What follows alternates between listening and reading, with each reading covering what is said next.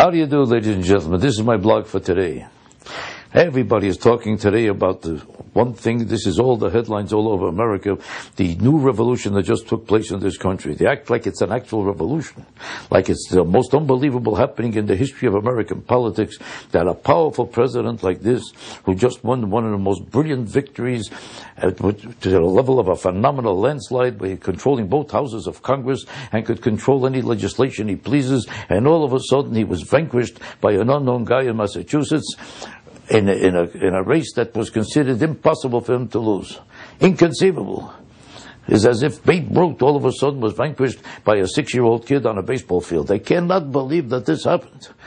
Now let me ask you a question. This man, obviously, Barack Obama, is a brilliant political tactician. That's why he was able to actually beat the Clintons at their own game. The Clintons were considered the most brilliant political team probably of the last 100 years. Everybody was idolizing their unbelievable powers, and they thought of him as an upstart who could never get anywhere against them because he had nothing in his favor compared to them.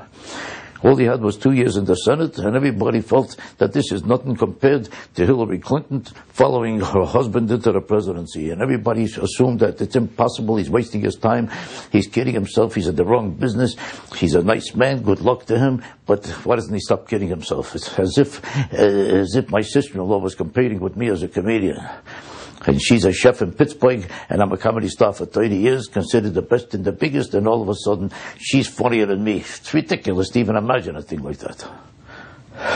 So I ask you a question. How did it happen that this genius of a tactician was able to adjust to the thinking of the people, to follow them so carefully and so closely that he was outsmarting and outmaneuvering everybody against him and reached the presidency in a way that was considered unbelievable? How did he suddenly become so helpless? How did he become a man who acts like he's on the level of a moron or an idiot? The fact of the matter is, he's a genius in terms of political tactics.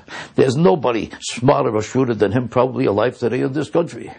But his intelligence has nothing to do with it. What happened to him is something psychological. He decided that he wasn't elected as a president, he was elected as a king. And the will of the people suddenly means nothing to him, because he's going to create a healthcare program that every poll shows is impossible to pass. Because nobody wants it and nobody could stand it, and every poll shows that the whole country is against it. And this man who followed the polls in order to become the president all of a sudden doesn't care what the people think. Now, this is both obnoxious and arrogant and disgusting, because the truth of the matter is that if I got you the job, and I'm talking about the American public, you owe me something, don't you? If it was any other field, if it wasn't the presidency, and you wasn't working, and all of a sudden I got you the best job in the country, how would it look if you all of a sudden don't care what I think? What would people think of you if suddenly I don't matter? If I got you the job, I totally don't matter. If all I'm asking you in return is a healthcare program that I could tolerate. My health is the only thing I'm asking for in return. And I feel this will keep me sick and another plane could get me healthy. And I'm asking you for a program that I could appreciate, that I think will save my life in an emergency and will do everything for me in order to stay a healthy human being. That's all I'm asking you for. Is that too much to ask if I got you a job like that? You would say to yourself, this is an ungrateful, disgusting person. How could he defy me? How could he have that character that nothing counts to him except his own position, his own power, and his own status, and that all of a sudden nothing matters except him? Now, this sounds unbelievable, but unfortunately, he's done a lot of unbelievable things, and this is only the latest one of them. I'm not surprised that a man who could sit in the church for 20 years and never heard what the priest said, now all of a sudden doesn't hear what the people say. They got him the job, and he all of a sudden doesn't remember who got him the job, what country he's in, and what kind of a job he has. You were an elected king. You were elected president. Stop imagining you're a king. Read the paper. Find out. You're the president of America. You're supposed to represent the will of the people, especially the people who got you the job.